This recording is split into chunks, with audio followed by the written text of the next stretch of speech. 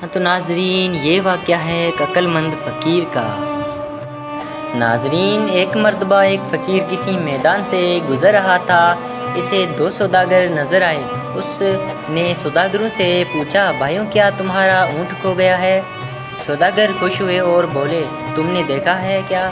فقیر نے کہا، کانا تو نہیں تھا اور دائیں پیر سے لنگڑا تو نہیں تھا۔ ان سوداگروں کو یقین ہو گیا کہ اس نے اونٹ دیکھا ہے، لہذا اسی سے معلوم کیا جائے۔ ناظرین وہ کہنے لگے، بھائیوں یہ حقیقت ہے کہ وہ کانا اور لنگڑا تھا، مگر وہ گیا کہاں؟ فقیر نے اس لہجے میں کہا، آگے والا دانت ٹوٹا ہوا تو نہیں تھا؟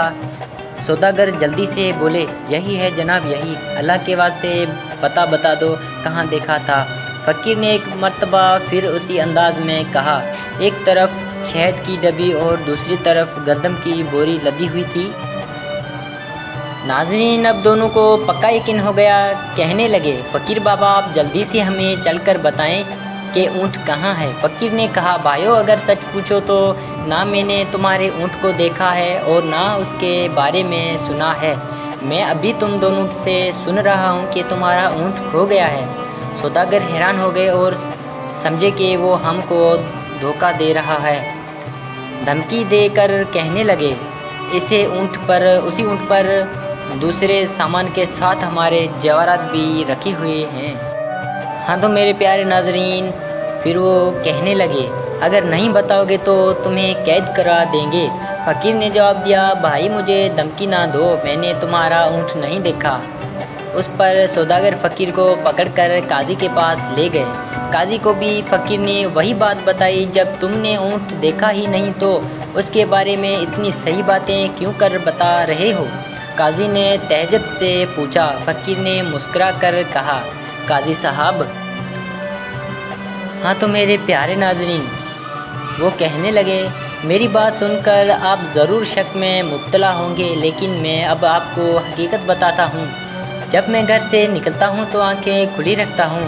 آج صبح میں ایک جگہ سے گزرا تو میں نے دیکھا کہ ایک اونٹ کے پیروں کے نشان تو موجود ہیں، لیکن کسی آدمی کے پیروں کے نشان نہیں ہیں، جس سے میں سمجھا کہ یہ اونٹ رسی توڑا کر بھاگا ہے۔ پھر دیکھا تو ایک پاؤں کے نشان تھے، ایک کے نہیں۔ اس سے معلوم ہوا کہ وہ لنگڑا ہے۔ پھر کیا دیکھتا ہوں کہ راستے کے ایک طرف گھاس چرنے کے نشان ہیں، جس سے معلوم ہوتا تھا کہ وہ کانا ہے۔ دانت کے ٹوٹے ہونے کا عالم اس طرح ہوا کہ اس نے جس پودے کو کھانے کی کوشش کی اس کے کچھ پتے باقی رہ گئے تھے، اور سامان کا پتہ اس طرح چلا کہ ایک طرف چونٹیاں کی آمد و رفت تھی، جس سے معلوم ہوا کہ ایک طرف اناج ہے، اور دوسری طرف شہد کی مکھیاں تھیں، جس سے معلوم ہوا کہ وہاں شاید ضرور ہوگا۔ قاضی یہ بات سن کر دنگ رہ گیا اور فقیر کو شاباشی دی۔ سوداگر بھی فقیر کی باتیں بتائی ہوئی راستے پر گئے اور انہیں ان کا اونٹ مل گیا۔ انہوں نے فقیر کو انعام و اکرام سے نوازا۔